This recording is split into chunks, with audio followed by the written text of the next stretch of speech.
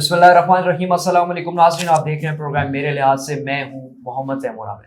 नाज़रीन, मुल्क इस वक्त जो है बदतरीन मुआशी बहरान से गुजर रहा है और हुकूमत ने पिछले 2 हफ्तों में 2 बार पेट्रोलियम मसनूआत की कीमतों में इजाफा करके लोगों की चीखें निकाल दी हैं। मजीद पेट्रोल की कीमतों में इजाफा जो है वो उसका इम्कान है अगले आने वाले दिनों में। सियासी जो एक मजमूई सियासी मंजर है उसका जायजा आज के सेगमेंट में लेंगे। और नाजरीन, ISI को सरकारी ओहदेदारों की स्क्रीनिंग का बाज़ाब्ता इख्तियार तफवीज़ कर दिया गया है। इसके हवाले से क्या खबरें हमारे साथ स्टूडियो में मौजूद हैं, उनसे जानते हैं। मेरे साथ मौजूद हैं उनीब वसीम साहब। अस्सलाम वालेकुम। जी वालेकुम अस्सलाम तैमूर, आपको भी और जो लोग इस वक्त हमें ABC न्यूज़ पाकिस्तान की स्क्रीन पे देख रहे हैं उन सबको अस्सलाम वालेकुम। वालेकुम सलाम। उनीब, शुरू करते हैं। ISI को सरकारी ओहदेदारों की स्क्रीनिंग का बाज़ाब्ता इख्तियार जो है वो तफवीज़ कर दिया गया है। इसको आप कैसा देख रहे हैं और ओवरऑल जो एक मजमूई हमारी सियासी सूरत हाल है, सियासी मंजर है, उस पर आपका क्या तबसरा है? तैमूर, मौजूदा सियासी पैराए में बहुत बड़ी डेवलपमेंट है कि ISI एक बड़ा इदारा पाकिस्तान का, उससे ये इख्तियारात तफवीज़ किए गए हैं, उसके सपोर्ट किए गए हैं। मैं चाहूँगा चंद नमात लेके इसकी मंजर कशी कर दूँ कि इसके पस मंजर में कौन से बड़े वाक़यात छुपे हैं, फिर हम इस पे आते हैं कि इस वाक़े के क्या खदोखाल हैं। सही। पिछले हफ्ते तैमूर आपको याद होगा सुप्रीम कोर्ट में एक सो मोटो केस की प्रोसीडिंग्स जारी थी, जिसमें जो केस इस बात से ताल्लुक़ रखता था कि अहम तरीन तकर्रियों में और अहम तरीन केसेस में जो मुदाखलत के जरिए अपॉइंटमेंट्स, तकर्रियाँ, तबादले कर दिए जाते हैं, उन्हें रोकने के लिए रियासत पाकिस्तान की क्या हिकमत अमली है। तो ये केस कंक्लूड हुआ था और इसे 5 जज लार्जर बेंच देख रहा था, जिसे सदारत कर रहे जनाब चीफ जस्टिस पाकिस्तान जनाब उमर अता बंदयाल साहब। उन्होंने इंस्ट्रक्ट किया था, ऑर्डर्स दिए थे कि एग्जीक्यूटिव अथॉरिटीज पाकिस्तान की जो भी हैं उन्हें किसी भी किस्म के तबादले, तकर्री या पोस्टिंग जो कि सरकारी ऑफिशियल की हो, सरकारी अफसर की हो, ऐसी जो कि किसी केस को इन्वेस्टिगेट कर रहा हो या उसे प्रोसिक्यूट कर रहा हो, इसमें मुदाखलत को रोकने के लिए उन्होंने कहा था कि हाई प्रोफाइल केसेस को मुदाखलत रोकने के लिए कोई मैकेनिज्म बनाया जाए। उसके नताइज आना सामने शुरू हो गए थे और ये एक बहुत बड़ा फैसला था जो कि अदालत आलिया ने लिया था और उसके नताइज आना शुरू हो गए हैं। पहला नतीजा ये है जिसकी खबर कल मिली हमें, और वो खबर ये थी कि अपने इख्तियारात का इस्तेमाल करते हुए वजीर आज़म पाकिस्तान जनाब शहबाज शरीफ साहब ने इंटर सर्विसेज इंटेलिजेंस को तमाम सरकारी ओहदेदारान की तस्दीक और स्क्रीनिंग के लिए स्पेशल वेटिंग एजेंसी का दर्जा दे दिया है। अच्छा, इसका मतलब क्या है, जरा ये सुनिएगा जी। सिविल सर्वेंट्स एक्ट है 1983 का सेक्शन 25 और उसके क्लॉज नंबर 1 है, जिसके तहत वजीर आज़म ने अपना इख्तियार इस्तेमाल किया है। अब इसके खदोखाल क्या है, जरा इस पे बात कर लेते हैं जी। किसी भी भर्ती, किसी भी तकर्रुर या किसी भी तबादले की सूरत में तैमूर जी, आज से पहले ये होता था कि इंटेलिजेंस ब्यूरो यानी IB उस शख्सियत की जांच पड़ताल करती थी, उसकी शख्सियत की जांच पड़ताल करती थी जो कि किसी सरकारी ओहदे को संभालने आ रहा होता था। अब ये जिम्मेदारी ISI के सपोर्ट कर दी गई है, तो आप तसव्वुर कर सकते हैं कि प्रोफेशनलिज्म का लेवल बेहतर हो गया होगा यकीनन। इसके नतायज कुछ हैं तैमूर, और पहला नतीजा ये है कि अब ISI किसी भी गवर्नमेंट ऑफिसर की तैनाती, तकर्री, तबादले या पोस्टिंग की सूरत में ना सिर्फ अखलाकी ग्राउंड्स को मॉनिटर करेगी बल्कि माली ग्राउंड्स को भी, उस पर भी नजर रखेगी। यानी अच्छा, इसमें मेरा आपसे एक सवाल है, वो ये है कि अभी ISI के सुपुर्द तो कर दिया है सिस्टम सारा, लेकिन आप क्या समझते हैं कि इससे जो है जो एक मेरिट है उसकी बात की जाएगी और जो पहले जिस तरह होता रहा है वैसा नहीं होगा? क्या समझते हैं आप? जी तैमूर, अगर इस इदारे की बात की जाए, प्रोसेस को मजीद सख्त कर दिया, प्रोसेस सख्त हो गया और इसमें मेरा ख्याल है कि ISI जैसे इदारे के आने की शफाफियत बढ़ी है। इंटेलिजेंस ब्यूरो भी एक बड़ा इदारा है पाकिस्तान का और अच्छा इदारा है, अब पहले से बहुत बेहतर है, लेकिन कहीं ना कहीं वो कमी रह जाती है अगर आपने शफाफियत को कायम रखना है। तो मेरा ख्याल है कि ISI के इस प्रोग्राम को संभालने की वजह से, इस जिम्मेदारी को संभालने की वजह से जो लेवल ऑफ प्रोफेशनलिज्म है वो बढ़ जाएगा। और بہتر لوگ یقیناً اوپر آئیں گے. اس پہ میں ایک ڈاؤٹ کر سکتا ہوں. اس پہ میں اپنا مستقبل کو جو ہے مد نظر رکھتے ہوئے آپ سمجھتے ہیں کہ یہ فیصلہ اچھا فیصلہ ہے. کوئی بھی کرے یہ فیصلہ, چاہے شہباز شریف صاحب کرتے ہیں, عمران صاحب, یہ اچھا فیصلہ ہے. اور اس میں لیکن یہ یاد رہے کہ اس کے پیچھے ریاست پاکستان کھڑی ہے. عدالت کے فیصلے کے نتیجے میں شہباز شریف صاحب نے یہ فیصلہ لیا, دل سے نہیں لیا. اچھا, اس پہ کچھ خبر ہے, خوش نہیں ہے بہت زیادہ اس فیصلے پہ, لیکن لینا پڑا ہے. جی تو اب آئی ایس آئی مورل اور فائنینشیل افیئرز جتنے بھی ہیں حکومتی, ان پہ نظر رکھے گی. ساتھ ہی ساتھ جو پروموشن بورڈز بیٹھتے ہیں کسی بھی آفیسر کی پروموشن کے لیے, اس میں بھی آئی ایس آئی کا ایک ٹیک ہوگا. I S I he detail submit کرے گی پروموشن بورڈ کو. یعنی سادہ الفاظ میں یہ ہے کہ ایک بیریئر اب اس افسر کی ترقی کے سامنے آ کھڑا ہوا ہے, اور وہ شفافیت کا بیریئر, جسے اب آئی ایس آئی کا بیریئر کہا جا سکتا ہے, اور اس سے گزر کے آپ کو بہتری کی طرف جانا ہوگا. یاد رہے یہ کام پہلے آئی بی کرتی رہی اور اس پہ سوالات رہے ہیں, سوالات اٹھائے جاتے ہیں. اچھی ڈیولپمنٹ ہے. لیکن شہباز شریف صاحب کو ایک مشورہ کہ کیوں نہ ڈاکٹر توقیر شاہ صاحب سے آغاز کیا جائے. ڈاکٹر توقیر شاہ صاحب وہ جو کہ اس وقت پرنسپل سیکرٹری ہیں پرائم منسٹر کے.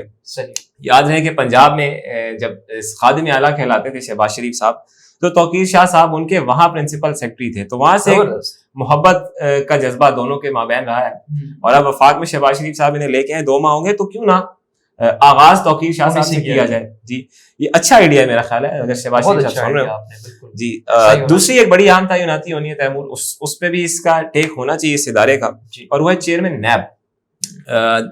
پرسوں یا ترسوں سے غالباً 3 روز پہلے سے یہ پوسٹ ویکینٹ ہے, 2 جون سے, اور اب نئے چیئرمین نیب کا اعلان ہونا ہے. لیکن المیہ یہ ہے کہ ایک ڈیڈ لاک, ایک بدترین ڈیڈ لاک ہے جو کہ موجودہ حکومت اور مبینہ اپوزیشن کے بیچ ہے, جس میں 4-5 ارکان اپوزیشن بینچز میں بیٹھے ہوئے ہیں. راجہ ریاض صاحب ان کو لیڈ کر رہے ہیں. تھوڑی سی ہنسی تو آتی ہے آپ کو دیکھ کے, لیکن مجبوری ہے, اب انہی حالات میں چلنا ہے جب تک بہتر سسٹم نہیں آتا. لیکن ڈیڈ لاک ہے وہ. پاکستان پیپلز پارٹی کی طرف سے جسٹس مقبول باقر کا نام آ رہا ہے. مسلم لیگ نون نے 4-5 نام دیے ہیں. پہلا آفتاب سلطان صاحب ہیں, دوسرے اخلاق تارڑ صاحب ہیں, تیسرے جہانزیب خان صاحب ہیں. اس سے پہلے سابق چیئرمین نیب قمر زمان چودھری صاحب کا نام چلا تھا, بہت ڈوبیس نام, انتہائی ڈیوبیس نام. اور فواد حسن فواد صاحب کا نام بھی چلا تھا, جو کہ میاں محمد نواز شریف صاحب کے پرنسپل سیکرٹری رہے ہیں پچھلے دور میں. اچھا صحیح. تو کیوں نہ آغاز انہی چیزوں سے کیا جاتا ہے. یہ تقرریاں تو ہو چکی ہیں ماضی میں, لیکن ابھی ایک تقرری ہوئی ہے ڈاکٹر توقیر شاہ صاحب کی, کیوں نہ آغاز اس سے کیا جائے. تو میرا خیال ہے اگر وہاں سے آغاز ہوتا ہے تو بہت سی چیزوں پہ سے پردہ اٹھے. چیئرمین نیب اس کا اعلان ہونا ہے نیکسٹ ویک. کوئی ملاقاتیں شیڈیولڈ ہیں راجہ ریاض صاحب اور شہباز شریف صاحب کے مابین. سیاست پہ ذرا بات کر لیتے ہیں تیمور, چند ہم ہاتھ لے کے. اگر آپ حکومت کی بات کریں تیمور, جو کہ اس منیر صاحب, میں اگر آپ کو سچی بات بتاؤں, میں خود ابھی اس وقت جو معاشی بحران کو مد نظر رکھتے ہوئے میں خود تنگ آ چکا ہوں. اس وقت جو ہے میں نہ کہیں ٹریول کر سکتا ہوں, نہ جا سکتا ہوں. آپ کو ابھی حکومت کی جانب سے تو یہ کہا جا رہا ہے کہ سخت فیصلے لیے جا رہے ہیں, لیکن اس سے پہلے اگر آپ دیکھیں بیانات میں کافی آپ کو چینجز نظر آتی ہوں گی کہ کس طرح سے جو ہے وہ لوگ پہلے کرتے رہے اپوزیشن پہ تنقید, اور اب خود ان پر جب آن پہنچی ہے تو یہ سخت فیصلے ان کو لینے پڑ گئے ہیں. کیسا دیکھ رہے ہیں؟ بالکل آپ کی طرح ہی تمام پاکستان کے عوام پریشان ہیں. ظاہر انٹریکشن رہتا ہے لوگوں سے, بہت پریشانی ہے لوگوں میں. غم و غصے کی ایک ایسی لہر ہے جو کہ میں نے ماضی قریب میں کم سے کم نہیں دیکھی ہے. تو جو غصہ آپ کا ہے میں تو دیکھ رہا ہوں, آپ صبح سے ہم ساتھ ہیں اور ہم دیکھ رہے ہیں کہ تیمور صاحب کہاں سے غصے میں. اسی طرح کا غصہ پاکستان کے عوام میں عام طور پہ پایا جاتا ہے. حکومت کی میں بات کر لوں تیمور چند لمحات لے کے, مجھے دکھ کے ساتھ یہ کہنا پڑتا ہے کہ اس وقت جو ہماری شہباز شریف سرکار ہے انتہائی غیر فعال ہے. نمبر 1, اس غیر فعال ہونے کی کچھ وجوہات ہیں. پہلا تو عمران خان صاحب کا حصار ہے. آپ حکومتی کسی شخصیت سے بات کریں, ان سے پالیسی دریافت کریں, کسی چیز پہ رائے مانگیں, تو گھوم پھر کے عمران خان صاحب آ جاتے ہیں. بالکل عمران خان صاحب دور ہیں سسٹم سے, آپ انہیں چھوڑ دیں تھوڑی دیر اپنی پرفارمنس کو دیکھ لیں, گورننس کو دیکھ لیں. مسائل گورننس کے ہیں بالکل اسی طرح جس طرح خان صاحب کے دور میں تھے. اس حکومت کے دور میں بھی گورننس کے مسائل بڑے ہیں, میگنیفائی ہوئے ہیں, کم نہیں ہوئے. لیکن بات ہوئی کہ ہر چیز کا ذمہ دار عمران خان ہے. ہوں گے, ہم نہیں کہتے نہیں ہوں گے, لیکن آپ کم سے کم مینج تو کریں, ایگزسٹنگ اسٹیٹ آف افیئرز میں مینج کریں. آپ حکومت میں, آپ آنسریبل ہیں, آپ جواب دیں, آپ ان ساری چیزوں کو دیکھیں. گورننس آپ کا کام ہے, لیکن بات ہوئی کہ غیر فعال حکومت ہے جو کہ ڈیلیور نہیں کر پا رہی، اور ایک چیز ہر طرف آپ کو دکھائی دے گی، اور وہ ہے عمران خان۔ عمران خان کا خوف ہے یا پتہ نہیں کیا ہے، کچھ وجہ ہے جو کہ حکومت کی نیندیں اڑی ہوئی ہیں۔ عمران خان صاحب کی اگر ہم بات کر لیں تو خان صاحب پبلک میں ہے، یہ خان صاحب نے غلطی کی ہے کہ خان صاحب یہاں سے واپس گئے اسلام آباد سے، یہ میری ایک ذاتی رائے ہے، یہ بہت بڑی غلطی کی ہے، میں بھی مانتا ہوں کہ غلطی کی ہے، یہ غلطی کی ہے، لیکن خان صاحب اس غلطی کو سدھارنے کے لیے کوشش کریں، اپنے رفقائے خاص سے وہ شیئر نہیں کریں، لیکن جو ہمارے تک معلومات ہیں اس وقت وہ یہ ہے کہ جون کا تیسرا ہفتہ خان صاحب نے پلان کیا ہوا ہے کم و بیش اسی طرح کے لانگ مارچ کے لیے، جو کہ اب سے چند دن پہلے یہاں سے واپس آج گیا انہوں نے جو ہے دیر میں جلسہ کیا ہے، جی، اور کل غالباً پرسوں شانگلہ میں بھی جلسہ کیا ہے، ایسا ہی ہے۔ اسی تو اس میں آج انہوں نے کہا تھا کہ ہم اگلے لائحہ عمل کا جو ہے اعلان کریں گے، تو انہوں نے کچھ اعلان کیا؟ مجھے تو نہیں نظر آیا۔ تیمور لائحہ عمل کا تو اعلان نہیں کیا، لیکن کچھ اداروں پہ سخت تنقید کی ہے، کچھ بہت سخت جملے انہوں نے کسے ہیں، جیسا کہ یہ کہ جس ادارے کا کام ہے ملک کو دفاع کرنا وہ سازش میں ملوث پایا گیا، یہ عمران خان صاحب کہہ رہے ہیں، میں نہیں کہہ رہا۔ ایک معصومانہ سوال آپ سے، جی پلیز۔ وہ کون تھا؟ وہ کون تھا تیمور؟ وہ کون تھا؟ اس کا جواب میں اپنے یوٹیوب چینل پہ دے چکا ہوں تیمور، اور میں چاہوں گا کہ جو ناظرین ہمیں دیکھ رہے ہیں تو وہ اگر وہ جاننا چاہتے ہیں کہ وہ کون تھا، کیا سمجھتے ہیں کہ اب جو صورتحال پیدا ہوئی ہے یہ وہی تھا؟ یہ میرا خیال ہے وہی تھا تیمور۔ دیکھیں پاکستان میں اس کے بغیر تو کچھ بھی نہیں چل سکتا، تو وہ وہی ہے جس پہ سب کا دھیان جاتا ہے۔ لیکن عمران خان صاحب آ رہے ہیں جون کے تیسرے ہفتے میں، پلان کر رہے ہیں کچھ، اور اسٹیبلشمنٹ کی ذرا بات کر لیتے ہیں۔ اسٹیبلشمنٹ کا میں پچھلے 1.5 ماہ سے کہہ رہا ہوں کہ اسٹیبلشمنٹ نیوٹرل ہے، اور یہ وجہ ہے کہ شہباز شریف صاحب غصے میں ہیں، اس حد تک غصے میں ہے کہ شہباز شریف سرکار کے کچھ لوگ اسٹیبلشمنٹ کے ہیڈ آن آ چکے ہیں، یعنی مقابلے میں آ چکے ہیں۔ اناؤں کا بازار گرم ہے، اور بہت سے لوگوں کو لگ رہا ہے کہ وہ اسٹیبلشمنٹ کو انا دکھا کے، آنکھیں دکھا کے اپنے مفادات پروان چڑھا سکتے ہیں، تو میرا خیال ہے یہ غلطی ہے۔ سپورٹ اسٹیبلشمنٹ نہیں کری، یہ بات میں پچھلے 1.5 ماہ سے کر رہا ہوں، لیکن المیہ یہ ہے کہ شہباز شریف سرکار اس وقت معاملات خراب کر رہی ہے اپنے، یہ بات میں کہہ چکا ہوں کہ کیسز انٹیکٹ ہیں، ریلیف نہیں مل رہا، اور اس کی آپ کچھ عملی شکلیں دیکھیں۔ پہلی یہ ہے کہ ایف آئی اے نے کل شہباز شریف صاحب اور حمزہ شہباز شریف صاحب کو اریسٹ کرنے کی اجازت مانگی ہے اس $16 ارب کے منی لانڈرنگ کیس میں، جو کہ عدالت میں لاہور میں چل رہا ہے۔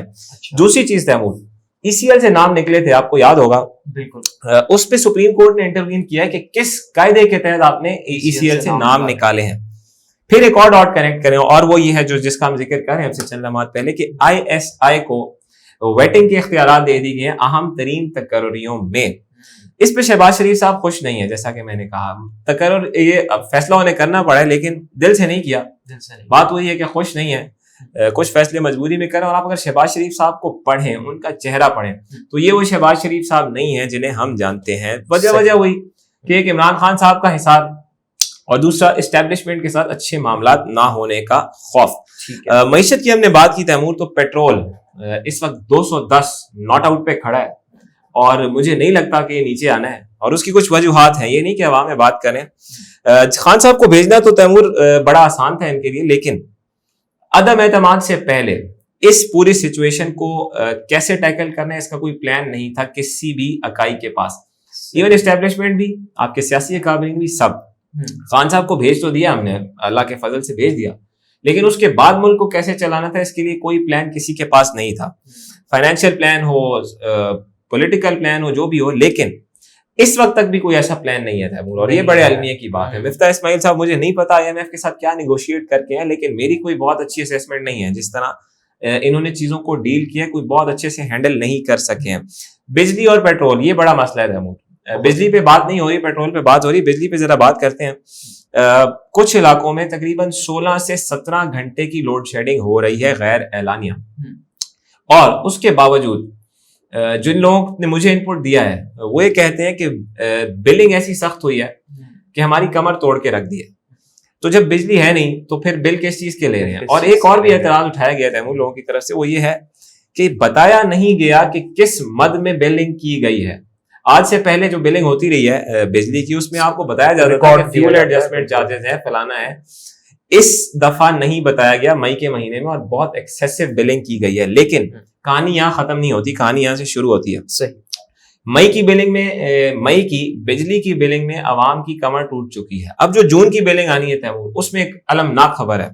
اچھا وہ یہ ہے کہ پاکستان کے عام بجلی صارف پہ اکراس دا بورڈ تقریباً اضافی 51 ارب روپے کا بوجھ لادا جانا ہے جون میں.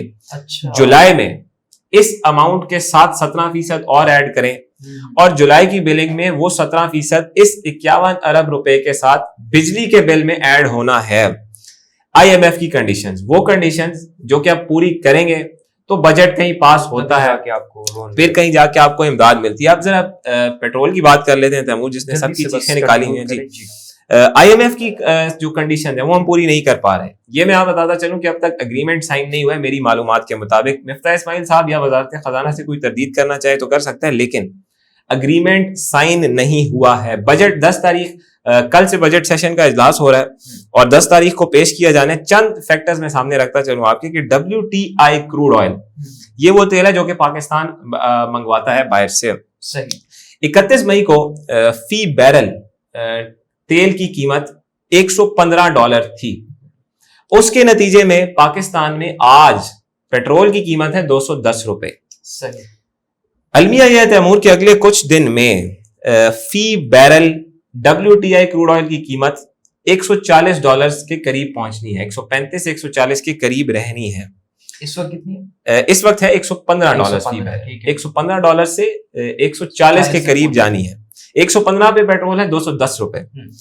اس میں ایڈ ہونی ہے اگلے کچھ دن میں پیٹرولیم ڈیولپمنٹ لیوی جو کہ $30 کے قریب ہے، پلس 17% GST ایڈ ہونا ہے. اس میں جنرل سیلز ٹیکس ایڈ ہونا ہے، پلس وہ اہداف جو کہ آئی ایم ایف نے ہمارے سامنے رکھے ہیں ریونیو کے حساب سے، پرائمری سرپلس کے حساب سے، ڈیفیسٹ کے حساب سے، انہیں بجٹ میں میٹ کرنا ہے اور انہی چیزوں سے وہ پیسہ نکلنا ہے.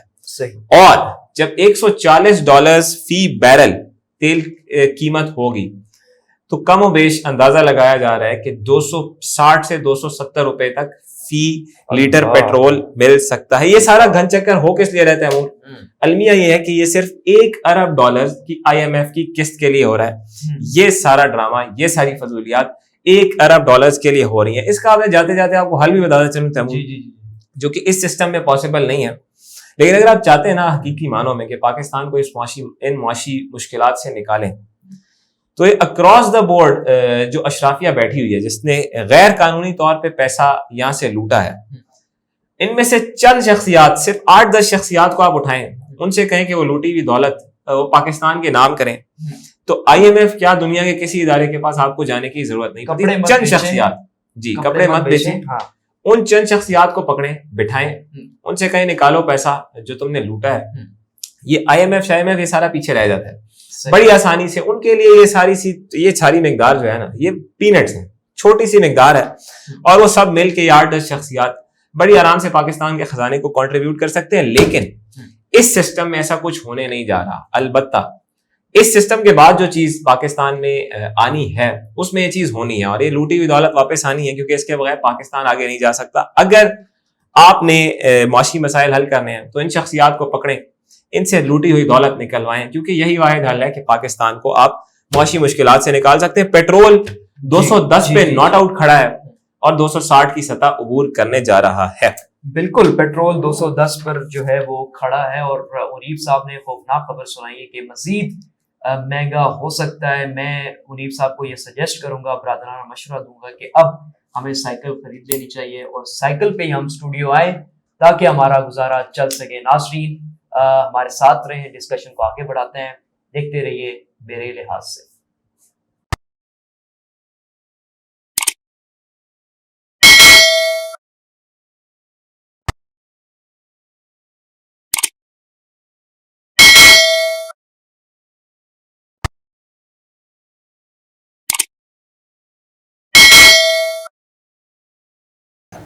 ویلکم بیک ناظرین. امریکہ اور جو رشیا، جو دو سپر پاورز ہیں اس وقت عالمی سطح پر، ایک بڑی امپورٹنس ہے ان کے تعلقات میں جو ہے وہ سرد موری کا جو ہے وہ شکار ہو چکے ہیں. اس سے مزید کیا ڈیولپمنٹس ہیں، کیا خبریں ہیں، یہ ہم آپ سے آج اس سیگمنٹ میں شیئر کریں گے. اور ناظرین، چائنا کے پولیٹیکل سسٹم میں ایک تبدیلی دیکھی گئی ہے، وہ کیا تبدیلی ہے اس کا بھی ہم جائزہ لیں گے انیب وسیم صاحب سے. انیب، آپ کی طرف آتا ہوں. امریکہ اور رشیا، دو سپر پاورز، ان کے تعلقات جو ہیں ان میں اپس اینڈ ڈاؤنز آتے رہتے ہیں. آپ اس کو کیسا دیکھ رہے ہیں؟ یہ سرد موری کا شکار ہو چکے ہیں جی اس وقت، آپ کیسا دیکھ رہے ہیں؟ تیمور ایک ادارہ ہے جسے ہم جانتے ہیں انٹرنیشنل کرمنل پولیس آرگنائزیشن کے نام سے، جس سے عام طور پہ انٹرپول کہا جاتا ہے. ایک عالمی لیول کا ادارہ ہے جو کہ دنیا بھر میں، پورے عالم میں پولیس کوآپریشن اور کرائم کنٹرول پہ ایک اتحاد بناتا ہے لوگوں کا، اور انہیں لنک کرتا ہے کہ دنیا کے کسی علاقے میں اگر کوئی کرائم ہو رہا ہے اور اسے پولیس روک سکتی ہے تو انٹرپول متحرک ہو کے اس ملک کو اطلاع دیتی ہے اور اس کے ذریعے پھر اس جرم کو روکا جاتا ہے. 1923 میں یہ ادارہ قائم ہوا تھا آسٹریا کے شہر وینا میں. اس کے ہیڈ کوارٹرز ہیں فرانس کے شہر لائن میں، اور تقریباً 194 ممالک انٹرپول کے اس آرگنائزیشن کا حصہ ہیں، جس میں پاکستان بھی شامل ہے. صحیح. کچھ ڈیولپمنٹس ایسی پیش آئی ہیں تیمور، ان کا ذکر کر لیتے ہیں. پہلی یہ ہے کہ امریکہ اور اس کے چند اتحادی، جس میں جرمنی اور برطانیہ سر فہرست ہیں، وہ یوکرین کی جنگ جو کہ فروری کے آخری ایام میں شروع ہوئی ہے، اس کے بعد یوکرین کو اسلحہ فراہم کر رہے ہیں. اس اسلحے میں بنیادی طور پہ چھوٹے اسلحے ہتھیار شامل ہیں جنہیں اسمال آرمز کہتے ہیں. اینٹی ٹینک میزائل شامل ہیں، وہ میزائل جو کہ موو کر سکتے ہیں، اور پھر ان کے لیے ایندھن بھی فراہم کیا جا رہا ہے ان اتحادیوں کی طرف سے. انٹرپول نے ایک کنسرن کا اظہار کیا تیمور 2 روز پہلے، اور کنسرن یہ ہے کہ وہ آلات، وہ اسلحہ جو کہ واشنگٹن یا اس کے اتحادی یوکرین کے دارالحکومت کیو بھیج رہے ہیں تاکہ جنگ میں ان کی مدد کی جا سکے، وہ دنیا بھر میں کرمنل گروپس کی نظر میں ہیں، ان کے ریڈار پہ ہیں. اچھا، پہلی بات. دوسری بات وہ یہ کر رہا ہے انٹرپول کہ یہ اسلحہ، یہ آلات امکان ہے کہ مستقبل قریب میں انٹرنیشنل بلیک مارکیٹ میں یہ اسلحہ ڈائیورٹ ہو کے چلا جائے اور غلط لوگوں کے ہاتھ لگ جائے. تیسری بات وہ کر رہا ہے کہ یہ صرف اس علاقے میں نہ رہے جہاں پہ بھیجا جا رہا ہے، بلکہ گلوبلی دنیا کی دہشت گرد تنظیموں کے ہاتھ یہ اسلحہ لگ سکتا ہے. آرٹیز پہ بریک کر رہا ہے اور ہم اس کی سلائیڈ چلا رہے ہیں کہ Interpol issues Ukrainian weapons warning. یہ تو ہوگی ایک بات، اس پہ تناؤ ہے امریکہ اور روس کے مابین. دوسری کنسرن تیمور وہ یہ ہے کہ سفارتی سطحوں پہ کچھ مشکلات روسی سفراء فیس کر رہے ہیں. وہ کیا ہے؟ پہلا یہ ہے کہ رشین ڈپٹی فارن منسٹر انہوں نے ایک خبر پہ تجزیہ دیا ہے، اور وہ یہ کہہ رہے ہیں کہ امریکہ یوکرین میں راکٹس بھی فراہم کر رہا ہے، ملٹیپل راکٹ لانچرز وہ فراہم کر رہا ہے، اور اس کے نتیجے میں کہیں ایسا نہ ہو کہ پرووکیشن تصور کی جائے اور پھر روس اس پہ ریئیکٹ کرے. اس پہ بھی آرٹی رپورٹ کر رہا، ہم اسکرین پہ سلائیڈ چلا رہے ہیں. پھر ایک اور المیہ پیش آیا ہے، وہ آیا ہے یورپی یونین میں، امریکہ میں اور کینیڈا میں. وہ واقعہ یہ ہے کہ ایک روسی ڈپلومیٹ ہے جن کا نام کوٹ ہو رہا ہے یevgeny ایوانوف، وہ یہ الزام لگا رہے ہیں امریکی حکام پہ کہ ایک سے زائد جگہوں پہ ہماری ایمبیسیز پہ روسی عملے کو نشانہ بنایا جا رہا ہے، انہیں ہراساں کیا جا رہا ہے. انہیلدی انوائرمنٹ کا ذکر کیا گیا ہے ان کی طرف سے، اور وہ کہہ رہے ہیں کہ انہیلدی انوائرمنٹ کریٹ کی جا رہی ہے ہمارے سفراء کے لیے، ہمارے ڈپلومیٹک مشنز کے لیے، نہ صرف یورپی یونین کے ممالک میں بلکہ امریکہ میں بھی اور کینیڈا میں بھی. اس پہ تاس نیوز ایجنسی رپورٹ کر رہی ہے کہ diplomat says unhealthy environment for Russia embassies in West. یہ تو ہو گئی ایک بات. ایک اور تناؤ تیمور ہمارے مغرب میں، جنوب مغرب میں پنپ رہا ہے، اور وہ ہے ایران. ایران کے سپریم لیڈر نے کل خطاب کیا ہے قوم سے، اور انہوں نے کہا ہے کہ ایران میں کچھ ہفتہ 10 دن سے مظاہرے تیز ہو گئے ہیں، اور اس کی بنیادی وجہ ایران ٹائی کر رہا ہے دنیا کی بڑی پاور جیسا کہ امریکہ، اسرائیل کے ساتھ. لیکن آیت اللہ علی خامنئی جو کہ ایران کے سپریم لیڈر ہیں، وہ یہ کہہ رہے ہیں کہ یہ جو مظاہرے ایران میں چل رہے ہیں یہ ایک سائیکولوجیکل وار کا حصہ ہے، اور اس کے پیچھے ہمارے دشمنان ہیں. یہ 2 اہم خبریں تھیں. اور اب تیسری اہم خبر پہ ہم آتے ہیں جو کہ چائنا سے تعلق رکھتی ہے. چائنا کا پولیٹیکل سسٹم یہ دنیا کے چند بہترین سیاسی نظاموں میں سے ایک مانا جاتا ہے. اس پہ ہم شو کر چکے ہیں، تفصیلاً ہم شو کر چکے ہیں، لیکن چند لمحات لے کے میں اس کا بنیادی جزء اپنے ناظرین کے سامنے رکھتا چلوں.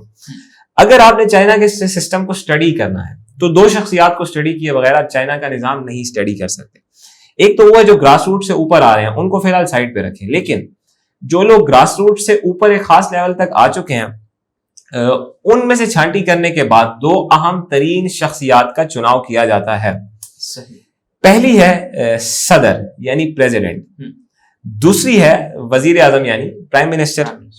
President of China or president of People's Republic of China China کی مضبوط ترین شخصیت ہوتی ہے۔ بیان ہوتا ہے کہ یہ وہ فیصلہ ساز قوت ہے جس کے فیصلے چائنا میں رائج ہوتے ہیں۔ ان کے نمبر 2 ہوتے ہیں وہاں کے وزیر اعظم، نائب صدر نہیں ہے، وزیر اعظم ہے جنہیں پریمیئر بھی کہتے ہیں، اور وہ ان کے سیکنڈ موسٹ پاورفل شخصیت کہلاتے ہیں۔ اب کچھ دھڑوں کا بھی بڑا رول ہے تیمور چینی سیاست میں، اور وہ دھڑے ان کے ناموں کے ساتھ ان کا یہاں ذکر کر دیتے ہیں۔ پہلا بڑا دھڑا جو کہ حکومت میں کسی نہ کسی شکل میں انوالو ہوتا ہے وہ کہلاتے ہیں پرنس لنگز۔ پرنس لنگز یہ خاندان تصور کر لیں، اور یہ ایک ایسا گروپ ہے جو کہ ان ویٹرن کمیونسٹ کی نسل سے ہے جو کہ چیئرمین ماؤ کے ساتھ سفر کرتے ہوئے پیپلز ریپبلک آف چائنا کی بنیاد رکھنے میں کامیاب ہوئے تھے۔ بیان ہوتا ہے کہ 1966 سے پہلے وہ ویٹرن کمیونسٹ جنہوں نے چائنا کی باغ دوڑ سنبھالی رہی، ان کی نسل میں جو لوگ براہ راست ان کی پہلی نسل سے جو لوگ ہیں وہ پرنس لنگز کہلاتے ہیں۔ دوسرا دھڑا ہے توان پائز۔ توان پائز کون ہے تیمور؟ توان پائز وہ ہیں جو کہ اس نسل سے مستفید ہوئے، اور اس وقت جبکہ یہ نسل چائنا کو چلا رہی تھی، یعنی چیئرمین ماؤ کے رفقائے خاص کی پہلی نسل، ان کو دیکھ رہی تھی ایک یوتھ گروپ یعنی نوجوانان۔ ٹھیک ہے، اور یہ گروپ اوریجنیٹ ہوا تھا تقریباً 80 کی دہائی کے آغاز میں۔ یہ گروپ کہلاتا ہے توان پائز، جسے کہا جاتا ہے کہ youth league of Communist party. مزے کی بات یہ ہے تیمور کہ اس وقت جو چین کے صدر ہیں یعنی جی جن پنگ، وہ پرنس لنگ ہیں، یعنی براہ راست کمیونسٹ پارٹی آف چائنا کے اس گروہ کی نسل سے ہیں جو کہ چیئرمین ماؤ کے قریب تصور کی جاتی تھی۔ اور جو پریمیئر ہیں جن کا نام ہے لی کیچیانگ، تصویر ہم دونوں کی سلائیڈ پہ چلا رہے ہیں، وہ ہیں توان پائی سے، یعنی اس یوتھ کلب سے جو کہ اپنے اوپر اس وقت میں پرنس لنگز کو متحرک دیکھ رہی تھی۔ تیسرا بھی ایک گروپ ہے جسے شنگھائی گینگ کہا جاتا ہے، اور یہ وہ گروپ ہے جو کہ people communist Party of China کی سینٹرل کمیٹی کا حصہ رہا ہے، اور یہ 80 کے دہائی کے اختتام پہ سامنے آیا ہے۔ پھر ایک ریسنٹلی ایک گروپ ایوالو ہوا ہے جسے کہا جاتا ہے سنگھ ہوا گینگ۔ یہ اس کا ظہور ہوا ہے 2008-2009 میں، ریسنٹلی ہوا ہے، اور ان کے متعلق یہ کہا جاتا ہے کہ یہ نوجوانان ہیں، ینگ ہیں، communist Party of China youth ہے، اس وقت کی یوتھ، ٹھیک ہے، جو کہ سیاست پہ بڑی اچھی نظر رکھتے ہیں، جو کہ ریفارمسٹ آئیڈیاز رکھتے ہیں، اور خاص طور پر ان کی بڑی ایک کامن چیز ہے وہ یہ ہے کہ چائنا کی سنگھ ہوا یونیورسٹی میں یا تو پڑھاتے ہیں یا وہاں سے پڑھ رہے ہوتے ہیں۔ تو یہ ایک انٹرسٹنگ انفارمیشن ہے۔ اگر کوئی اس پہ پڑھنا چاہے تو 2 اہم ایکسرپٹس ہم سلائیڈ پہ چلا رہے ہیں۔ پہلا ہے بروکنگز کا، نومبر 5 2012 کا ہے، جس میں وہ کہہ رہا ہے کہ the powerful factions among China's rulers، کوئی پڑھنا چاہے اسے پڑھ سکتا ہے۔ اور 3 جنوری 2015 کا The Straits Times ہے، وہ بہترین منظر کشی کر رہا ہے پرنس لنگز پہ اور توان پائی خاندان پہ، اور خبر یہ ہے، اس کی ہیڈ لائن یہ ہے کہ چائناز پرنس لنگز ورسز توان پائی۔ اب آتے ہیں کچھ حقائق پہ تیمور، اور وہ بڑے انٹرسٹنگ ہے۔ یہ میں آپ کو بتا چکا ہوں کہ صدر جی جن پنگ، ان کا تعلق پرنس لنگ گروپ سے ہے، اور جو پرائم منسٹر ہیں لی کیچیانگ، ان کا تعلق توان پائی گروپ سے ہے۔ اب کچھ حقائق سامنے رکھ دیتے ہیں تیمور۔ پہلی چیز، جیسا کہ میں نے کہا کہ چینی صدر وہ 1 مین آرمی ہے، اور اس کے فیصلے حتمی فیصلے ہوتے ہیں، مشاورت کے بعد ہی ہوتے ہیں، لیکن اس کے فیصلے حتمی فیصلے ہوتے ہیں۔ گورننس، چائنا کی گورننس یہ صدر کا کام ہے، یعنی موجودہ فریم ورک میں زی جن پنگ کا کام ہے۔ ٹھیک ہے، معیشت کے مسائل تیمور، بڑی انٹرسٹنگ بات ہے کہ اسے زی جن پنگ خود نہیں دیکھتے، بلکہ اپنے نائب لی کیچیانگ جو کہ وزیر اعظم ہیں چین کے، ان کے ذمہ لگائے ہوئے ہیں کہ آپ اقتصادی امور چین کے آپ دیکھیں گے، اور اس میں ان کی بڑی معاونت بھی رہتی ہے۔ ٹھیک ہے، لیکن چائنیز پریمیئر کا کام صرف یہ نہیں ہے، چائنیز پرائم منسٹر کا ایک اور بھی کام ہے، اور وہ یہ کہ جہاں وہ صدر کو اسسٹ کرتا ہے وہیں اس پہ کڑی نظر بھی رکھتا ہے کہ کہیں چینی صدر بھٹک تو نہیں رہا، کہیں ایسا ویسا کام تو نہیں کر رہا۔ تو چینی وزیر اعظم کی گہری نظر ہوتی ہے چینی صدر پہ کہ وہ کس طرح کی حکمت عملی پہ کاربند ہے۔ تیسری اہم حقیقت وہ یہ ہے کہ لی کیچیانگ جو کہ وزیر اعظم ہے، ان کا 10 سالہ ٹینیور عنقریب ختم ہونے جا رہا ہے۔ تو انہیں جانے سے پہلے معیشت میں کچھ ایسی بہتری لانی ہے تاکہ عوام کا کانفیڈنس ان میں ریسٹور ہو سکے. ظاہر ہے کووڈ کے بعد اس طرح معیشت نہیں پھلی پوری, لیکن انہیں جانے سے پہلے اعتماد ریسٹور کرنا ہے. اسی طرح کی قدغن جی جن پنگ کے سامنے بھی ہے, کیونکہ ان کا اقتدار بھی عنقریب ختم ہو رہا ہے اگر وہ تیسری ٹرم نہیں لیتے یا انہیں تیسری ٹرم نہیں دی جاتی. سکسیسر کا اعلان نہیں ہوا ہے, ان کے جانشین کا اعلان نہیں ہوا ہے کہ صدارت کی منصب پہ کون آئے گا, لیکن لی کی چیانگ سسٹم سے باہر ہوتے ہیں, مگر زی جن پنگ کا امکان ہے کہ وہ اگلی ٹرم بطور صدر چلا سکتے ہیں. اچھا, لیکن لی کی چیانگ ایک اور کیپیسٹی میں چائنا کو سرو کر سکتے ہیں, اور وہ ہے standing committee of Communist Party of China central political bureau. اس کے ممبر بن کے اور اس پہ وہ صدر زی جن پنگ پہ پہلے سے زیادہ کڑی نظر رکھ سکتے ہیں. یہ یاد رہے کہ لی کی چیانگ بہترین انٹرنیشنل کانٹیکٹس والے آدمی ہیں, چائنا میں نہیں باہر بھی ان کے بہترین کانٹیکٹس ہیں. اب تیمور آتے ہیں کام کی بات پہ, اور وہ یہ ہے کہ ان دو بڑی شخصیات میں یعنی صدر چین اور وہ وزیر اعظم چین, ان کے مابین معاملات بہت عرصے سے کچھ اچھے نہیں چل رہے. عالمی پریس, چینی پریس نہیں, عالمی پریس یہ کہہ رہا ہے کہ ان میں کچھ مسائل ہیں جو کہ پچھلے سال 2 سال سے منظر عام پہ آئے ہیں, اور اس کی بنیادی وجہ لی کی چیانگ کی معاشی پالیسی ہے اور زی جن پنگ کا اس معاشی پالیسی سے ذہنی طور پہ کچھ فرق ہے جو کہ بنیادی وجہ بن رہا ہے. تو اب سے اسی سال فیصلہ ہونا ہے تیمور کہ کمیونسٹ پارٹی آف چائنا کس نے چلانا ہے, صدارت کس کے پاس جانی ہے. کنسرن یہ ہے کہ وہ وزیر اعظم یعنی لی کی چیانگ, وہ ان کے بارے میں یہ کہا جا رہا ہے کہ وہ مبینہ طور پہ لابنگ کر رہے ہیں کہ کسی طرح صدر زی جن پنگ کے خلاف ایک دھڑا کھڑا کیا جائے تاکہ مستقبل میں ان کی جگہ نہ بنے. وہ بے شک سسٹم میں رہے نہ رہے, لیکن زی جن پنگ کی جگہ نہ بنے. سپریم لیڈر لی کی چیانگ بننا چاہ رہے ہیں, کہہ سکتے ہیں آپ, خواہش ہے, ٹھیک ہے, خواہش ہے ان کی, لیکن بطور وزیر اعظم ان کا سٹینٹ ختم ہو رہا ہے. تو یہاں پہ پھر پاکستانی رنگ آپ کو نظر آتا ہے کہ اوپر والے کے خلاف کسی نہ کسی رنگ میں سازش کرو. یہی تو ہے وہ اپنا پن جس کی وجہ سے ہم اسے ڈسکس کر رہے ہیں. لیکن اتنے میں آپ کو گارنٹی دے دوں کہ وہاں عدم اعتماد نہیں آئے گی اور اس طرح پاس بھی نہیں ہوگی جس طرح پاکستان میں ہوئی ہے. ایشیا ٹائمز کو ہم کوٹ کر رہے ہیں, الجزیرہ کو ہم کوٹ کر رہے ہیں. یہ بہرحال خبر ہے کہ زی جن پنگ کے خلاف گھر کے اندر سے ایک سازش تیار ہو رہی ہے, اور اس میں کہیں نہ کہیں ان کے وزیر اعظم لی کی چیانگ کا رول ایشیا ٹائمز کے مطابق موجود ہے. ٹھیک ہے انیب, یہ ناظرین واقعات ہیں, اور انیب نے جو ہے انٹرسٹنگ ایک سٹوری ہمارے ناظرین سے آپ نے شیئر کی ہے. یقیناً اس سے بھی مستفید ہوں گے, اور دیکھنا ہی پڑے گا ناظرین کہ جو عالمی سطح پر یہ واقعات ہو رہے ہیں یہ کس طرف رخ کرتے ہیں. ناظرین یہ تھا آج کا ہمارا شو میرے لحاظ سے. ہمیں فیڈ بیک دینا مت بھولے گا. مجھے محمد تیمور عامر اور انیب وسیم کو دیجیے اجازت. دیکھتے رہیے ABC news. ABC news Pakistan ہے سچ کی آواز. اپنا بہت سارا خیال رکھیں. اللہ حافظ.